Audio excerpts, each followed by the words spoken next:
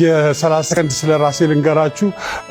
በተሰማችሁ ስሜት ሰዎች ብዙ ሰዎች ደውላችሁልኝ ነበረ። አመሰግናለሁ። ስለኔ ጤንነት ስለተጨነቃችሁ። ስለ ሞቴም ያወጃችሁ አላችሁ። በቲክቶክ እና በፌስቡክ የቀብሩን ቦታ አልተናገራችሁም እና እሱ ይቀራችኋል እና ትንሽ ስነ ምግባር ባለው መልኩ ብንከባበር፣ ስራ ለስራ ብንከባበር በጣም አሪፍ ነው። እጅግ አሳዛኝ ዜና። ተወዳጁ የኪነ ጥበብ ባለሙያ ነፃነት ወርቅነህ ከዚህ ዓለም በሞት ተለየ። በኢትዮጵያ የጥበብ ዓለም ስመጥርና በሁላችንም ዘንድ እጅግ ተወዳጅ የነበረው ባለሙያ ነፃነት ወርቅነህ ነፂ ባደረበት ድንገተኛ ህመም ከዚህ ዓለም በሞት መለየቱ ከፍተኛ ሐዘን ተሰምቶናል።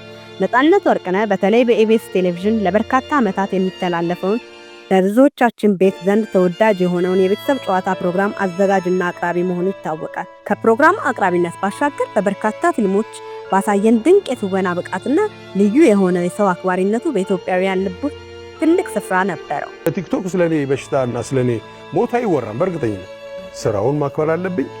የሱን ጤንነትና ቤተሰባዊ ክብሩንም መጠበቅ አለብኝ። ማንም ሰው ሀይ የሚል የለም ስለኛ።